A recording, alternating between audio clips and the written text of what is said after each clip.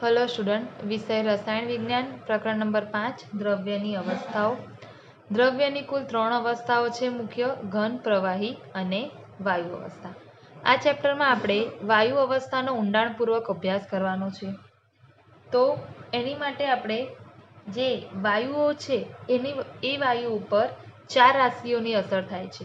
પહેલું તાપમાન, બીજું દબાણ, ત્રીજું કદ અને ચોથો તે પદાર્થનો અથવા તો વાયુનો જથ્થો। હવે તાપમાન, દબાણ, કદ અને વાયુના જથ્થાની કેવી રીતે વાયુ ઉપર અસર થાય છે તેનો આપણે ઊંડાણપૂર્વક અભ્યાસ કરીએ। તો જુઓ સ્ટુડન્ટ, સૌ પ્રથમ આપણે શું જાણવું પડે તો કે દબાણ કેવી રીતે માપવામાં આવે છે।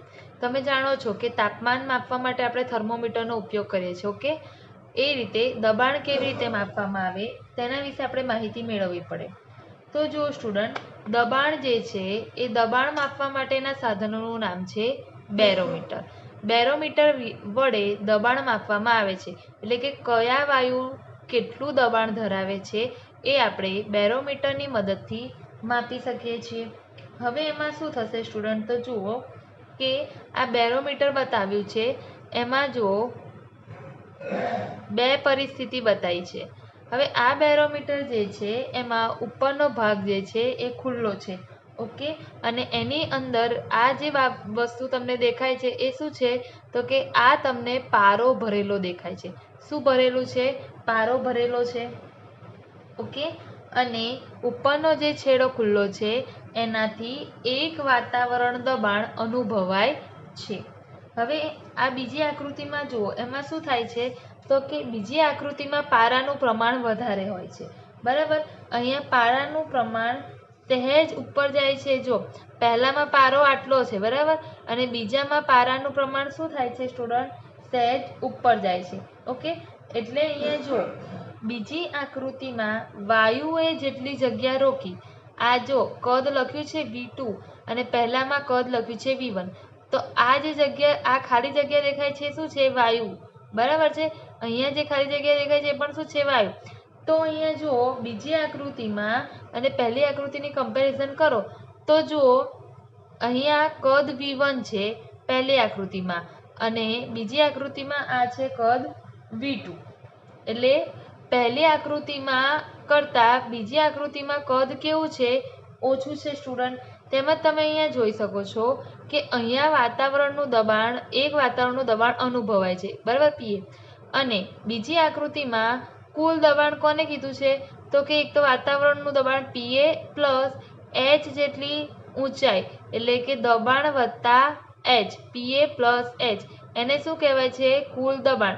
એટલે પહેલી આકૃતિ પર જે દબાણ લાગે છે એની કમ્પેરિઝનમાં બીજી આકૃતિમાં દબાણ કેવું લાગે છે? વધારે લાગે છે।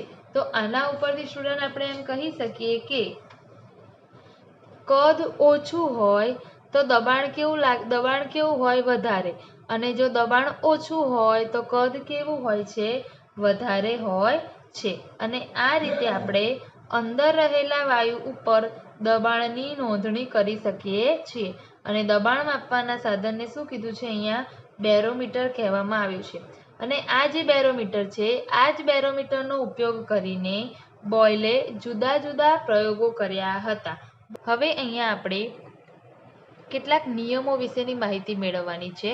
એમાં સૌથી પહેલો નિયમ છે બોયલનો નિયમ। બોયલનો નિયમ, એનું નામ કેવી રીતે આવ્યું તો કે બોયલ નામના વૈજ્ઞાનિકે આ નિયમ આપ્યો હતો। તો બોયલ નામના વૈજ્ઞાનિકે શાના ઉપરથી નિયમ આપ્યો હતો, કાં તો પછી આ નિયમમાં કોના વચ્ચે સંબંધ છે? તો બોયલ નામના જે વૈજ્ઞાનિક હતા તેઓએ દબાણ અને કદ વચ્ચેનો સંબંધ સમજાવવાનો પ્રયત્ન કર્યો હતો। એટલે કે વાયુ ઉપર દબાણ અને કદ, બરાબર, એની શું અસર થાય છે તે સમજાવવા માટે તેમણે પ્રયત્ન કર્યો હતો। એટલા માટે અહીંયા જુઓ બે પાત્ર લીધા છે। એમાં આ પહેલું પાત્ર છે। પહેલા પાત્રમાં 500 સેન્ટીમીટર ક્યુબ જેટલી જગ્યા રોકીને વાયુ ભરેલો છે। એટલે કે અહીંયા આપણે એવું કહી શકીએ કે કદ કેટલું છે વાયુનું? 500 સેન્ટીમીટર ક્યુબ। હવે સ્ટુડન્ટ, 1 સેન્ટીમીટર ક્યુબ બરાબર 1 ml થાય। તો 500 સેન્ટીમીટર ક્યુબ બરાબર 500 ml થાય એવું કહી શકાય. તો મારે બીજી રીતે કહેવું હોય તો કે આ પાત્રમાં 500 ml જેટલો વાયુ ભરેલો છે તેવું પણ હું કહી શકું. ઓકે, હવે જો અહીંયા એની બાજુમાં આ બેરોમીટર લગાવેલું છે કે જેના દ્વારા આપણે દબાણનું માપન કરી શકવાના છીએ. હવે અહીંયા જો સ્ટુડન્ટ, પ્રારંભિક સ્થિતિ અને આ જે પ્રારંભિક સ્થિતિ છે પારો, બરાબર, અને આ અંતિમ સ્થિતિ છે. એ પ્રારંભિક સ્થિતિ અને અંતિમ સ્થિતિ વચ્ચેનો તફાવત કેટલો છે? 200 મિલીમીટર દબાણ દર્શાવે છે. એટલે હું એવું કહી શકું કે જ્યારે પાત્રમાં 500 સેન્ટીમીટર ક્યુબ જેટલો વાયુ ભરવામાં આવે ત્યારે તેનું દબાણ 200 મિલીમીટર હોય છે. ઓકે, હવે અહીંયા જુઓ સ્ટુડન્ટ, હવે બોયલ નામના વૈજ્ઞાનિક શું કરે છે તો કે અહીંયા શું કરે છે બોયલ નામના વૈજ્ઞાનિક? તો કે આ પિસ્ટન આપેલું છે. ઓકે, આ પિસ્ટન છે. પિસ્ટન ઉપર નીચે થાય તો શું થાય? જો પિસ્ટન નીચેની તરફ આવે તો કદમાં ઘટાડો થાય, અને આ પિસ્ટન ઉપરની તરફ ખસે તો કદમાં વધારો થાય. જો એટલે બોયલ નામના વૈજ્ઞાનિક પછી પિસ્ટનને નીચેની તરફ ખસેડે છે. કેટલું નીચેની તરફ ખસેડ્યું? તો કે હવે બીજા પાત્રમાં કદ કેટલું? બીજી પરિસ્થિતિ છે. ઓકે, હવે પાત્રમાં કદ કેટલું થઈ ગયું? પિસ્ટન નીચે ખસાડ્યું સ્ટુડન્ટ, તો કે હવે પાત્રનું કદ થાય છે 250 સેન્ટીમીટર ક્યુબ. ઓકે, એટલે હવે 250 સેન્ટીમીટર ક્યુબ જ્યારે પાત્રનું કદ થાય છે ત્યારે તે બેરોમીટર દ્વારા દબાણનું માપન કર્યું. હવે 250 સેન્ટીમીટર ક્યુબ પાત્રનું કદ થયું ત્યારે હવે અહીંયા જો આ પ્રારંભિક સ્થિતિ અને અંતિમ સ્થિતિ એમની વચ્ચેનો જે તફાવત છે એ 400 મિલીમીટર દબાણ દર્શાવે છે. કેટલો દબાણ દર્શાવે છે? તો કે 400 મિલીમીટર દબાણ દર્શાવે છે. તો એના ઉપરથી એવું કહી શકાય કે 250 સેન્ટીમીટર ક્યુબ વાયુ પાત્રમાં ભરવામાં આવે અથવા તો પાત્રમાં વાયુનું કદ 250 સેન્ટીમીટર ક્યુબ હોય ત્યારે તે વાયુનું દબાણ આપણને બેરોમીટરમાં 400 મિલીમીટર નોંધાય છે. તો અહીં આના ઉપરથી આપણે એવું સમજી શકીએ. શું સમજી શકીએ? કે જો જ્યારે પાત્રનું કદ એને ઇંગ્લિશમાં કહેવામાં આવે છે સ્ટુડન્ટ વોલ્યુમ. ઓકે, અને એટલા માટે કદ માટે સંજ્ઞા તરીકે આપણે વી લઈએ છીએ. તો જો પહેલા પાત્રનું કદ આપણે V1 લખી દઈએ તો કદ 500 સેન્ટીમીટર ક્યુબ હોય, દબાણ એટલે કે એને ઇંગ્લિશમાં શું કહેવાય? પ્રેશર. દબાણને ઇંગ્લિશમાં પ્રેશર કહેવાય, એટલે એની સંજ્ઞા શું લખવામાં આવે છે? P લખવામાં આવે છે. તો V1 કદ એ 500 સેન્ટીમીટર ક્યુબ ત્યારે દબાણ P1 કેટલું છે? 200 મિલીમીટર છે. ઓકે સ્ટુડન્ટ, હવે અહીંયા જુઓ, જ્યારે કદ ઘટીને બીજા પાત્રમાં 250 સેન્ટીમીટર ક્યુબ થાય તે સમયે દબાણ કેટલું થઈ જાય છે? 400 મિલીમીટર થઈ જાય છે. તો આના ઉપરથી તમે એવું કહી શકો કે 500ના અડધા 250 થયા અને 200ના ડબલ 400 થયા. તો આ પ્રયોગના અવલોકન ઉપરથી આપણે એવું જાણી શકીએ છીએ કે કદ અડધું થાય છે ત્યારે દબાણ બમણું થાય છે. એટલે જ્યારે પાત્રમાં રહેલા વાયુનું કદ અડધું કરવામાં આવે ત્યારે તેનું દબાણ બમણું થઈ જાય છે. અને આ પ્રયોગના અવલોકન ઉપરથી બોયલે જણાવ્યું કે કદ ઘટે, અહીંયા જો 500 સેન્ટીમીટર ક્યુબ કદ હતું એ ઘટીને 250 સેન્ટીમીટર ક્યુબ થયું. એટલે બોયલે શું કીધું કે કદ ઘટે ત્યારે દબાણ વધે છે. કદ ઘટે ત્યારે દબાણ શું થાય છે? વધે છે. ઓકે. અને જો બીજી રીતે કહેવું હોય તો કદ વધે, હવે ધારો કે 250 થી 500 કરીએ તો કદ વધે તો દબાણ ઘટે છે. એટલે કદ વધારશો તો દબાણ ઘટી જશે અને કદ ઘટાડશો તો કદ ઘટશે તો દબાણ વધી જશે અને કદ વધારશો તો દબાણ ઘટી જશે. તો અહીંયા જો સ્ટુડન્ટ, તેમજ જો બીજી બાબત શું ધ્યાનમાં રાખવામાં આવી આ પ્રયોગ દરમિયાન, તો કે અહીં આ દરમિયાન તાપમાન અચળ રહે તેવું પાત્ર લીધું છે. એટલે તમે બધા જ જાણો છો કે વાયુ ઉપર તો મેં તમને કીધું તાપમાનની પણ અસર થાય, એના કદ વોલ્યુમ વીની અસર થાય, દબાણ પીની અસર થાય, એના જથ્થા એનની અસર થાય. ઓકે. હવે આપણે અહીંયા કદ અને દબાણ વિશેની તો માહિતી મેળવી, પણ હવે બીજી બે રાશિઓ પણ વાયુને અસર કરે છે. તો આ પ્રયોગ દરમિયાન બોયલે શું કર્યું કે આ જે પાત્ર લીધું છે એ પાત્ર એવું લેવામાં આવ્યું કે જેના ઉપર તાપમાનની અસર થતી નથી. અને તાપમાનની અસર થતી નથી એનો અર્થ કે આ પ્રયોગ દરમિયાન તાપમાન કેવું રહે છે સ્ટુડન્ટ? અચળ રહે છે. તાપમાન અચળ રહે છે. અચળ રહેવું એટલે કે બદલાય નહીં. જેટલું તાપમાન શરૂઆતથી રાખવામાં આવે અંત સુધી આખો પ્રયોગ પૂર્ણ થાય ત્યાં સુધી તે તાપમાન તેટલું ને તેટલું જ રહે. એટલે આ આખા પ્રયોગ દરમિયાન તાપમાન કેવું રહે છે સ્ટુડન્ટ? અચળ રહે છે. તેમજ તેમણે વાયુનો જથ્થો જે છે એ પણ અચળ રાખ્યો છે. એટલે જો કદ ઘટે એનો અર્થ એવું નથી કે એણે વાયુ કાઢી નાખ્યો, ના. શું કર્યું છે? વાયુનો જથ્થો જે છે, ધારો કે 5 મોલ વાયુ હોય તો પછી 250 સેન્ટીમીટર ક્યુબ કદ કરવામાં આવે ત્યારે પણ તેમાં વાયુનો જથ્થો તો એટલો ને એટલો જ રાખવામાં આવ્યો. એટલે કે તાપમાન ધારો કે 20°C તાપમાન હોય અને અહીંયા 5 મોલ વાયુનો જથ્થો હોય તો આખા પ્રયોગ દરમિયાન તાપમાન 20° જ રહે અને વાયુનો જથ્થો 5 મોલ જ રહે. એને બદલવાનું નથી. એટલે આ બંને કેવા રહેશે? અચળ રહેશે. ખાલી બદલવાનું શું? દબાણ પી અને કદ વી. દબાણ પીમાં વધારો કે ઘટાડો કરવાનો, કાં તો કદ વીમાં કે વધારો કે ઘટાડો કરવાનો. Okay student. હવે આ જે આખો પ્રયોગ થયો એના ઉપરથી બોયલ નામના વૈજ્ઞાનિકે એક નિયમ આપ્યો. શું નિયમ આપ્યો એ જોઈએ. તો જુઓ, બોયલ નામના વૈજ્ઞાનિકે નિયમ આપ્યો કે અચળ તાપમાને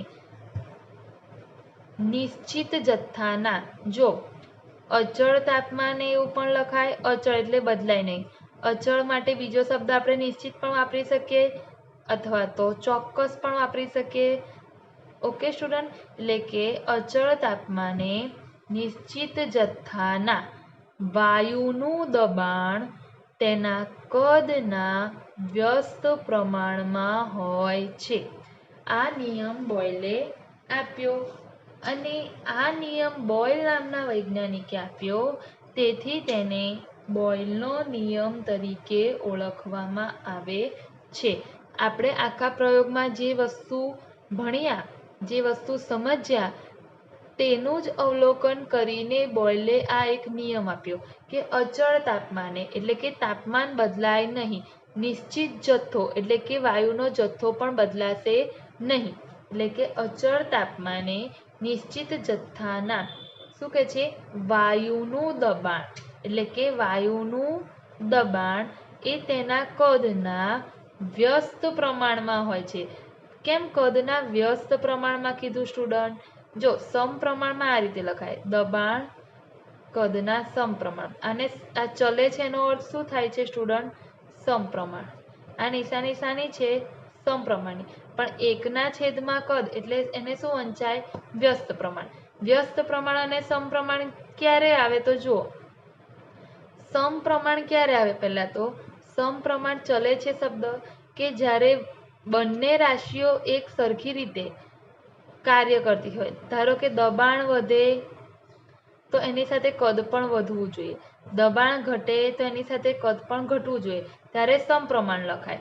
ઓકે, પણ ધારો કે વ્યસ્ત પ્રમાણ લખે છે, દબાણ ચલે છે 1/, કદ અથવા તો પી ચલે છે 1/v. એનો અર્થ કે કદ વધશે તો દબાણ ઘટે. એટલે આ એકબીજાના ઓપોઝિટ, એની માટે શું શબ્દ વપરાય? વ્યસ્ત પ્રમાણ કહેવાય. ઓકે, એટલે અચળ તાપમાને નિશ્ચિત જથ્થાના વાયુનું દબાણ તેના કદના વ્યસ્ત પ્રમાણમાં હોય છે. ઓકે, હવે અહીંયા જો સ્ટુડન્ટ, ગાણિતિક રીતે જો આપણે લખવું હોય, આ જે બોયલ નામના વૈજ્ઞાનિકે સૂત્ર આપ્યું, આ બોયલ નામના વૈજ્ઞાનિકના નિયમને ગાણિતિક રીતે લખીએ. આ નિયમને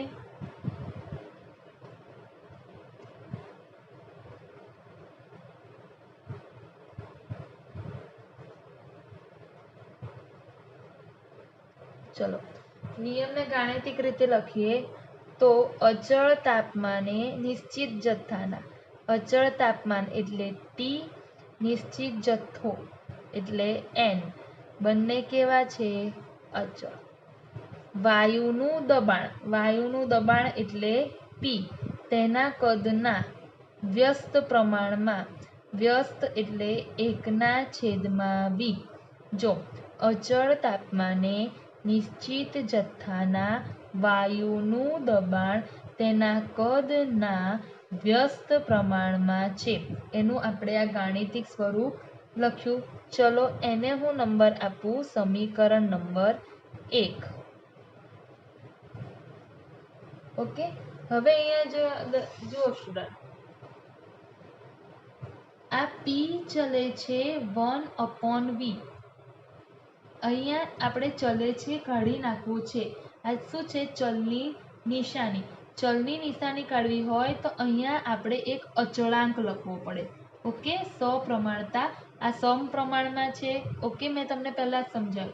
તો આ ચલે છે એ કાઢી નાખવું હોય તો એક સમપ્રમાણ અચળાંક લખવો પડે. તો શું લખાશે? પી બરાબર K1 ઇન્ટુ 1/v. અહીંયા K1 એ શું છે? સપ્રમાણતા અચળાંક. અચળાંક છે એટલે એનું મૂલ્ય બદલાશે નહીં. આ K1 નો આધાર એ વાયુના જથ્થા N, વાયુનું તાપમાન, દબાણ P અને કદ V ને દર્શાવતા એકમો ઉપર આધાર રાખે છે. ઓકે, હવે અહીંયા જો સ્ટુડન્ટ, આ જે આપણને મળ્યું એ છે સમીકરણ નંબર 2. હવે આ P = K1 ઇન્ટુ 1/v એટલે કે 1/v છે. હવે આ v ને હું બરાબરની ડાબી બાજુએ લઈ જાઉં તો v છેદમાં છે તો ગુણાકારમાં જતા રહેશે. તો શું લખાશે? PV બરાબર, હવે એકલું શું રહ્યું? K1. PV = K1. અહીંયા આપણે શું કર્યું? તો કે અહીંયા આપણે સમીકરણ 2ની પુનઃ ગોઠવણી કરી. શું કર્યું? સમીકરણ 2ની પુનઃ ગોઠવણી કરી. તો PV = K1 એ આપણને શું મળ્યું? સમીકરણ નંબર 3. ઓકે, હવે અહીંયા જુઓ, આનો અર્થ શું થાય? તો કે નિશ્ચિત જથ્થાના વાયુનું દબાણ અને કદ, નિશ્ચિત જથ્થાના વાયુનું દબાણ અને કદનો ગુણાકાર કેવો છે? અચળ છે. આ સૂત્રનો અર્થ એવો થાય કે નિશ્ચિત જથ્થાનો જે વાયુ હોય છે તેનો દબાણ અને કદનો ગુણાકાર અચળ મળે છે, કારણ કે K1 એ શું છે? અચળાંક છે. ઓકે, હવે આ આપણો થયો બોયલનો નિયમ. આ શું છે? આપણો બોયલનો નિયમ છે.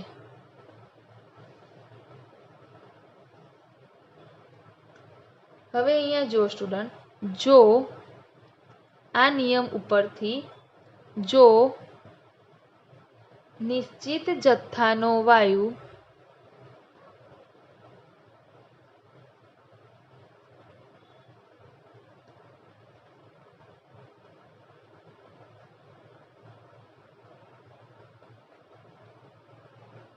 અચળ તાપમાન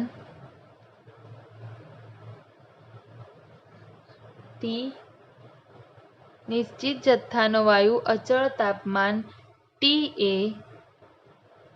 દબાણ P1 એટલે કે અચળ તાપમાન અને નિશ્ચિત જથ્થાનો જે વાયુ છે ત્યારે તેનું દબાણ P1 હોય તો એ સમયે કદ V1 ધરાવે છે. અને જો તે વિસ્તરણ પામે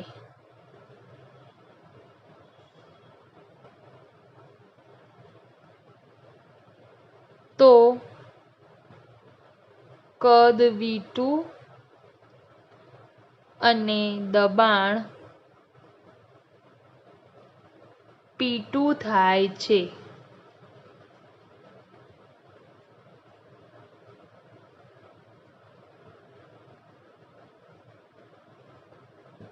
તો બોયલના નિયમ પ્રમાણે આપણે લખવું હોય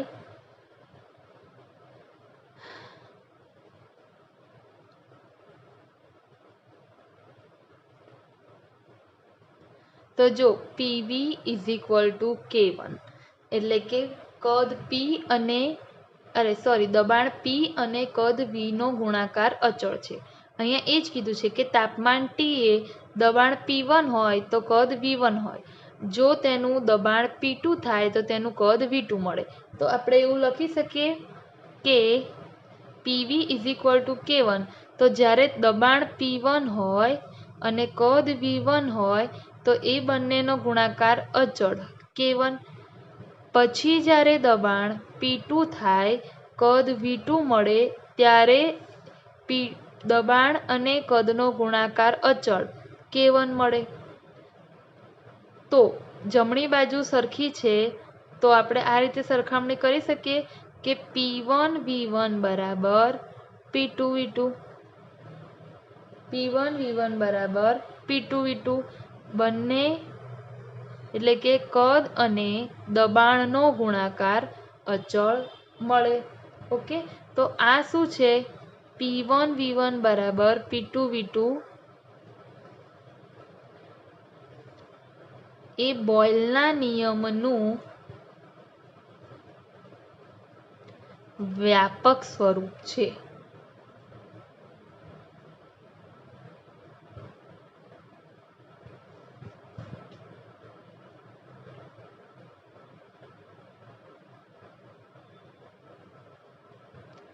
તો જો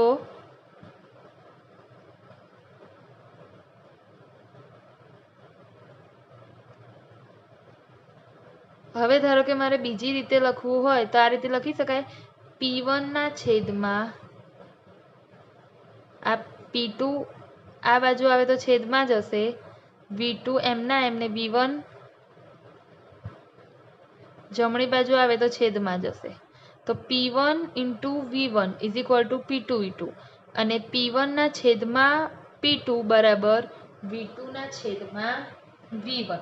આ રીતે પણ આપણે સૂત્રને લખી શકીએ છીએ. ઓકે સ્ટુડન્ટ, તો બોયલ નામના વૈજ્ઞાનિકે આ નિયમને ગાણિતિક સ્વરૂપે તો સમજાવ્યું. આપણે નિયમ પહેલાં સમજ્યા કે એમણે કેવો પ્રયોગ કર્યો હશે એ સમજ્યા. ત્યારબાદ આપણે નિયમ લખ્યો અને એ નિયમનું આપણે ગાણિતિક સ્વરૂપ આપ્યું. હવે બોયલ નામના વૈજ્ઞાનિકે આ જે પ્રયોગો કર્યા જેનું તેમણે ગાણિતિક સ્વરૂપ આપ્યું તેને તેઓ આલેખ દ્વારા પણ સમજાવે છે. તો સ્ટુડન્ટ્સ, હવે આપણે બોયલનો નિયમ સમજ્યા. હવે બોયલ નામના વૈજ્ઞાનિકે તે જ નિયમને આલેખ દ્વારા પણ સમજાવ્યો હતો. કેવી રીતે? તો અહીંયા જો સ્ટુડન્ટ, આપણે બોયલનો નિયમ જોયો કે દબાણ P એ કદ V ના વ્યસ્ત પ્રમાણમાં હોય છે. આ આપણે નિયમમાં જોયું. એટલે કે એનો અર્થ શું થાય કે જેમ જેમ દબાણ વધે તેમ તેમ કદ ઘટે, અથવા તો જેમ જેમ દબાણ ઘટે તેમ તેમ કદ વધે છે. તો એ જ વસ્તુ તમે આલેખમાં પણ જોઈ શકો છો કે કેવી રીતે? તો દબાણ ઘટે છે, ધારો કે આપણે દબાણ ઘટે છે, અહીંયા જુઓ આ દબાણ જે છે આ દબાણ ઘટે છે, ઉપરથી નીચે તરફ આવે છે એટલે આ દબાણ ઘટે છે અને તાપમાન અને કદ વધે છે. એ જ રીતે બીજો પ્રયોગ કર્યો,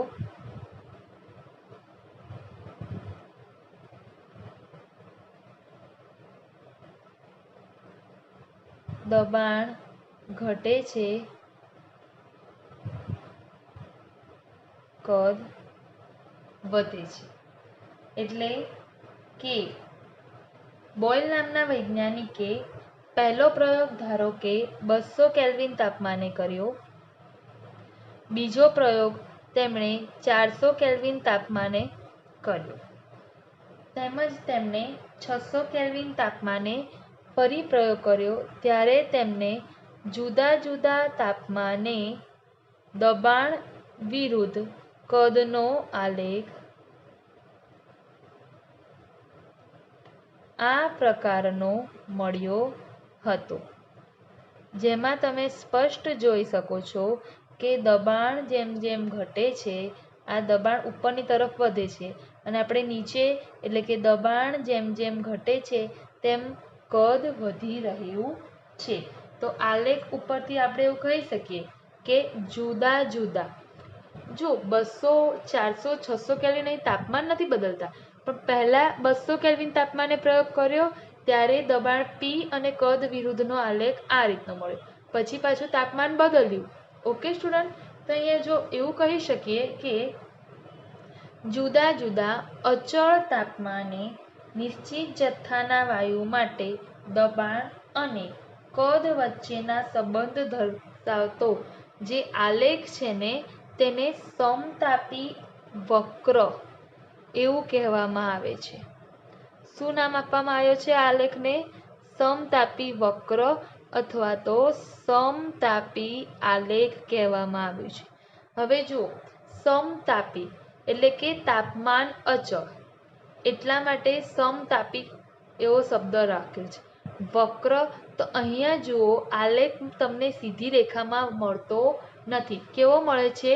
વક્ર મળે છે, બરાબર. એટલા માટે આ આલેખને સમતાપી વક્ર આલેખ તરીકે ઓળખવામાં આવે છે. હવે આ આલેખ જે છે એ દબાણ P વિરુદ્ધ કદ V નો હતો. ઓકે, હવે બીજો આલેખ જે છે એ બોયલ નામના વૈજ્ઞાનિકે આપ્યો, દબાણ P વિરુદ્ધ કદ પણ કેવું? 1/V એટલે કે 1/V વિરુદ્ધનો આલેખ. વાયુના દબાણ વિરુદ્ધ કદ પણ કેવું? 1/V નો આલેખ આપ્યો. તો અહીંયા જો સ્ટુડન્ટ શું થાય છે તો કે બે વસ્તુ વિચારવાની. જો દબાણ P, કદ V એકબીજાના વ્યસ્ત પ્રમાણમાં છે એવું કહેવું હોય તો મારે 1/V ચલે છે. આ રીતે બોલો કે દબાણ P, કદ V, કદનું વ્યસ્ત શું કહેવાય? V નો વ્યસ્ત શું થાય? 1/V. તો આને કહેવાય દબાણ કદના વ્યસ્ત પ્રમાણમાં છે. પણ બીજી રીતે કહેવું હોય તો દબાણ P 1/V ના સમપ્રમાણમાં છે. કોના સમપ્રમાણમાં? 1/V ના સમપ્રમાણમાં. અને કોના વ્યસ્ત પ્રમાણમાં? તો કે V ના વ્યસ્ત પ્રમાણમાં. આ રીતે કહી શકાય. તો હવે બીજો જે આલેખ આપે છે તે તેમણે જો દબાણ P વધે તો કદ V ઘટે. ઓકે, પણ દબાણ P વધે તો 1/v પણ વધે. ઓકે, દબાણ P ઘટે તો કદ વધે, કારણ કે બંને એકબીજાના ઓપોઝિટ વ્યસ્ત પ્રમાણમાં. પણ દબાણ P ઘટે તો 1/v ઘટે, કારણ કે આ બંને બી એકબીજાના વ્યસ્ત છે. v એનો વ્યસ્ત 1/v, 2 એનો વ્યસ્ત 1/2, અંશ હોય છેદમાં જતો રહે, છેદ હોય એ અંશમાં આવી જાય. ઓકે સ્ટુડન્ટ, એટલે જે બીજો આલેખ આપ્યો છે એ દબાણ વિરુદ્ધ 1/v એનો આલેખ આપ્યો છે. તો અહીંયા જુઓ, આ જે આલેખ છે એ આલેખ આપણને સુરેખ મળશે, અને એ આલેખ અહીંયા ઉદ્ભવ બિંદુ છે આ 0 ઉદ્ભવ બિંદુમાંથી નીકળશે. તો અહીંયા કેવી રીતે નીકળશે? તો જુઓ અહીંયા સ્ટુડન્ટ, કે આ જે આલેખ છે આ આલેખમાં 3 તાપમાન લઈ લઈએ, ધારો કે T1, T2 અને T3. તો અહીંયા ઉદ્ભવ બિંદુમાંથી સુરેખ આલેખ નીકળે છે. દબાણ પણ વધે છે. જો સુરેખ એટલે કે નીચેથી ઉપર તરફ જઈએ તેમ દબાણ પણ વધે અને કદ પણ વધે. ઓકે, બીજો ધારો કે આ છે T1 તાપમાને.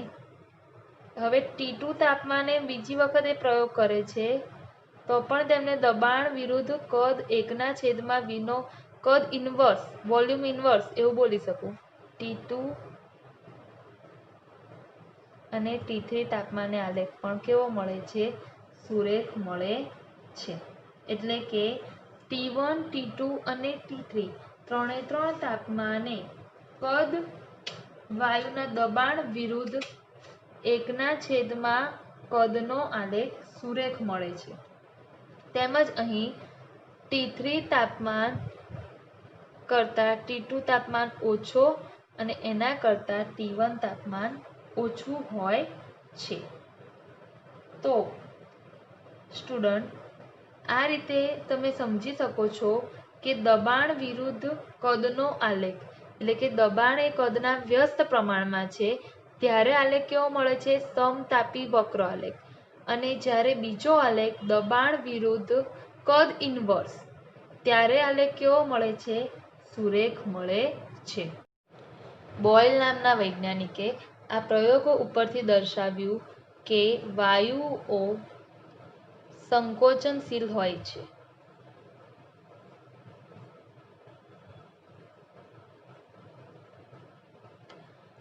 ઉદાહરણ તરીકે તમે જુઓ સ્ટુડન્ટ, તમે બધાએ ફુગ્ગો તો જોયો જ હશે. ધારો કે આ એક ફૂલેલો ફુગ્ગો છે. ઓકે, આ ફુગ્ગો ફૂલેલો છે. સંકોચન, ધારો કે હું આ ફુગ્ગાને આમ સંકોચું તો ધારો કે ફુગ્ગો આવો થઈ જાય છે. તમે બધાએ ફુગ્ગાને દબાયેલું તો હશે જ. ઓકે, તો હવે આ પહેલા ફુગ્ગામાં જે આખો ફુગ્ગો ગોળ ભરેલો છે એમાં વાયુના જેટલા અણુઓ હતા એટલા જ અણુઓ આ ફુગ્ગામાં પણ હશે. પણ અહીંયા આપણે શું કર્યું છે? સંકોચન. ફુગ્ગાને દબાવો છો તો વાયુ સંકોચનશીલ તો છે, તમે ફુગ્ગાને દબાઈ શકો છો કારણ કે ફુગ્ગામાં હવા ભરેલી છે એટલા માટે. ઓકે, પણ આ જે અણુઓની સંખ્યા છે એ અણુઓની સંખ્યામાં શું થાય છે? તો કે પહેલા જે આખો ફૂલેલો ફુગ્ગો હતો એમાં અણુઓની સંખ્યા હતી એટલી જ સંકોચન કરેલા ફુગ્ગામાં પણ છે. પણ અહીં અણુઓની સંખ્યા જે છે એ જગ્યા કેવી રોકે છે? ઓછી રોકે છે. અને એના કારણે શું થાય છે કે જ્યારે દબાણ તમે વધારો ત્યારે વાયુઓ ઘટ્ટ બને છે. દબાણમાં તમે વધારો કરો એટલે વાયુઓ કેવા બનતા જાય છે? ઘટ્ટ બનતા જાય છે. તેમજ બોયલના નિયમનો આપણે ઉપયોગ કરીને વાયુની ઘનતા અને દબાણ વચ્ચેનો સંબંધ પણ તારવી શકીએ છીએ. બોયલના નિયમનો ઉપયોગ કરીને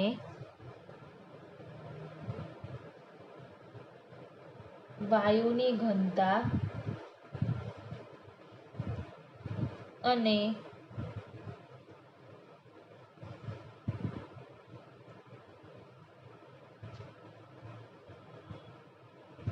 દબાણ વચ્ચેનો સંબંધ.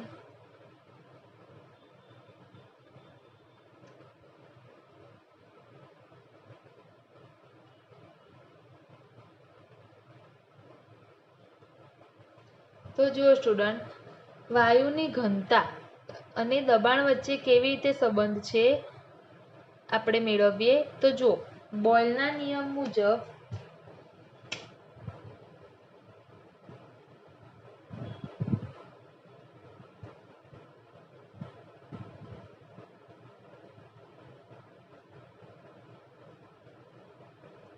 PV is equal to K1 થાય. તેને આપણે સમીકરણ નંબર 1 આપીએ. હવે અહીંયા જુઓ, ઘનતા, જેને ઇંગ્લિશમાં ડેન્સિટી કહેવાય, એટલે સંજ્ઞા ડી. ઘનતા એટલે દળના છેદમાં કદ. દળ એટલે કે ઇંગ્લિશમાં માસ કહેવાય, એટલે સ્મોલ m. કદ એને ઇંગ્લિશમાં વોલ્યુમ કહેવાય, એટલે સ્મોલ v. તો ઘનતા ડી બરાબર દળના છેદમાં કદ થાય છે. તો PV is equal to K1 છે. એને જેમાં તમે સમીકરણ નંબર 1 આપ્યું એમાં આપણે આ સૂત્ર મૂકી શકીએ. કોની જગ્યાએ? V ની જગ્યાએ. તો આવું લખી શકાય કે તેથી V is equal to m ના છેદમાં d. હવે આ જે V નું મૂલ્ય છે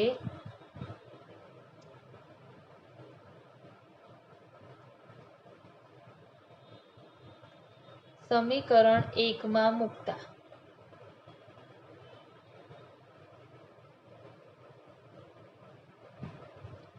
ચલો સમીકરણ 1 માં આપણે V નું મૂલ્ય મૂકીએ તો PV is equal to K1. V માં આપણે મૂકવાનું છે m ના છેદમાં d, એટલે કે કદ બરાબર દળના છેદમાં ઘનતા, m ના છેદમાં d અને અચળાંક K1. હવે મારે ઘનતા d ને કરતા બનાવવાનો છે.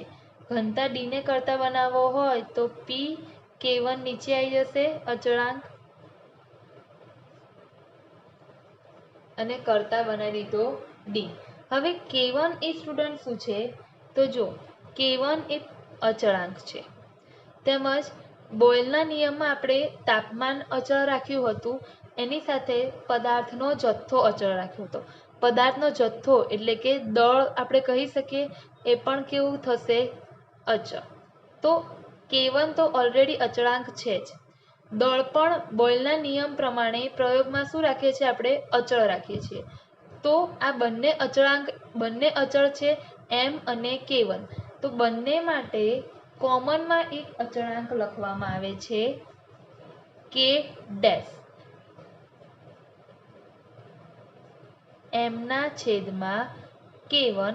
બંને મૂલ્યો અચળ છે, એની માટે કોમનમાં એક અચળાંક આપવામાં આવ્યો K ડેશ.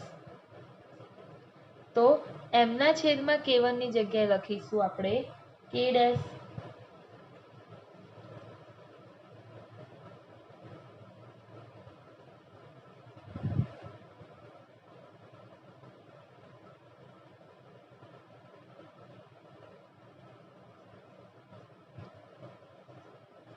તો આપણે આ રીતે લખી શકીએ કે D is equal to K dash into P. હવે જો D is equal to K dash into P. હવે ઘનતા D, દબાણ P બરાબર K ડેશ બરાબર એની સાથે અચળાંક. એનો અર્થ આપણે સપ્રમાણતા ચલ બતાવી શકીએ. બરાબરની સાથે અચળાંક K ડેશ છે, એની જગ્યાએ આપણે સપ્રમાણતા લખી શકીએ. તો આને હું K ડેશ ને દૂર કરીને આ રીતે લખી શકું, D ચલે છે P. એટલે કે એનો અર્થ શું થાય? D ચલે છે P. એનો અર્થ શું થાય સ્ટુડન્ટ? તો કે ઘનતા દબાણના સમપ્રમાણમાં છે. હવે D is equal to K dash P, એના ઉપરથી આ રીતનું સૂત્ર બી મળે. D છેદમાં પી લઈ જઈએ, ડી છેદમાં પી ઘનતાના છેદમાં દબાણ બરાબર કે ડેશ. આ રીતે બી લખી શકાય. ડી બરાબર કે ડેશ ઇન્ટુ પી લખું કે પછી અહીંયા હું કે ડેશ ને કરતા બનાવી દઉં તો ડી ના છેદમાં પી બરાબર કે ડેશ પણ લખાય. ઓકે. અને ડી ના છેદમાં પી બરાબર કે ડેશ. તો ધારો કે D1 ઘનતા હોય ત્યારે દબાણ P1 હોય તો D1 ના છેદમાં P1 બરાબર કે ડેશ. જ્યારે D2 ઘનતા હોય દબાણ P2 હોય ત્યારે અચળાંક કે ડેશ. ઓકે. જમણી બાજુ સરખી તો આ રીતે લખી શકાય. D1 ના છેદમાં P1 બરાબર D2 ના છેદમાં P2. અને બીજી રીતે જો ધારો કે આ સૂત્ર લખવું હોય તો અહીંયા D2 ને આપણે નીચેની તરફ લાવીશું અને P1 ને ઉપરની તરફ તો D1 ના છેદમાં D2 બરાબર P1 ના છેદમાં P2. આ રીતે પણ આપણે આ સૂત્રને લખી શકીએ છીએ. તો ઘનતા એ દબાણના સમપ્રમાણમાં છે એવું કહી શકાય. એટલે કે જેમ વાયુ ઉપર દબાણ વધારવામાં આવે તેમ તે વાયુઓની જે ઘનતા છે એ પણ શું થાય છે? વધે છે. કેવી રીતે? તો કે આપણે વાયુઓ ઉપર દબાણ વધારીએ એટલે તે વાયુમાં રહેલા જે અણુઓ હોય છે એ એકબીજાની ખૂબ જ નજીક આવે છે. અને એકબીજાની ખૂબ જ નજીક આવવાને કારણે વાયુની ઘનતામાં શું થાય છે? વધારો થાય છે. Okay student. તો આ છે વાયુની ઘનતા અને દબાણ P વચ્ચેનો સંબંધ. કોયડો 5.1 બોયલના નિયમ પ્રમાણેનો દાખલો છે. જો એક બલૂનમાં હાઇડ્રોજન ઓરડાના તાપમાને ભરવામાં આવેલ છે. જો 0.2 બાર દબાણ વધે તો તે બલૂન ફાટી જાય છે. જો 1 બાર દબાણે વાયુ 2.27 લિટર કદ ધરાવે છે તો કેટલા કદ સુધી બલૂનને વિસ્તારી શકાશે? એટલે એવું કહેવામાં આવે છે સ્ટુડન્ટ કે જુઓ 1 બાર દબાણે વાયુનું કદ કેટલું છે? 2.27 લિટર. એટલે દબાણ P1 બરાબર લખીશું આપણે 1 બાર. અને જ્યારે દબાણ 1 બાર હોય તે સમયે કદ V1 થાય 2.27 લિટર. હવે એવું કહે છે કે 0.2 બાર દબાણ વધારો કરવામાં વધે તો તે બલૂન ફાટી જાય છે. એટલે બીજું તમને દબાણ આપેલું છે 0.2 બાર. અને છેલ્લે પ્રશ્ન એવો પૂછ્યો છે કે કેટલા કદ સુધી એટલે કે આપણે ફુગ્ગાને કેટલા કદ સુધી ફૂલાઈ શકીએ એને કેટલા કદ સુધી બલૂનને વિસ્તારી શકાશે. એટલે આપણે કદ V2 શોધીશું. એના ઉપરથી તમને ખબર પડશે કે આપણે કેટલા કદ સુધી બલૂનને વિસ્તારી શકીએ છીએ. તો સ્ટુડન્ટ બોયલના નિયમ પ્રમાણે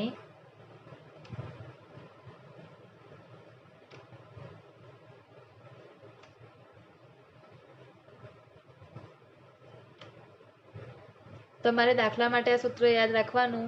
P1 V1 is equal to P2 V2. શું શોધવાનું છે સ્ટુડન્ટ? આપણે કદ V2 શોધવાનું છે. એને કરતા બનાવી દઈએ સૂત્રના અને P1 V1 ના છેદમાં P2. ચલો P1 કેટલા છે? 1 બાર. કદ V1 કેટલું છે? 2.27 લિટર. P2 કદ કેટલું છે? 0.2 બાર. ચલો બાર એકમ નીકળી જશે તો 1 ગુણ્યા 2.27 ના છેદમાં 0.2 કરો તો આપણો જવાબ આવશે 11.35 લિટર. તો સ્ટુડન્ટ અહીંયા જુઓ જ્યારે 0.2 બાર દબાણ કરવામાં આવે ને ત્યારે કદ 11.35 લીટર થાય છે.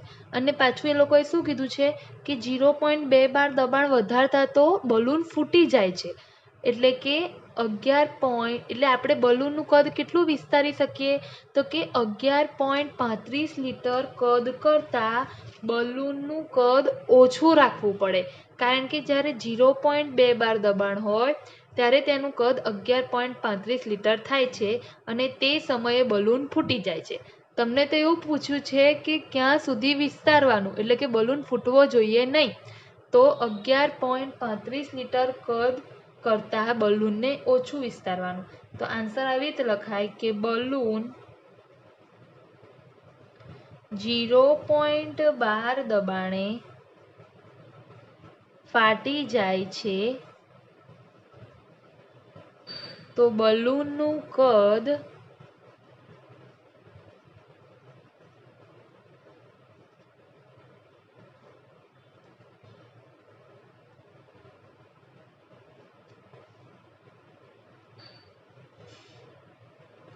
11.35 લીટર કરતાં ઓછું રાખવું જોઈએ.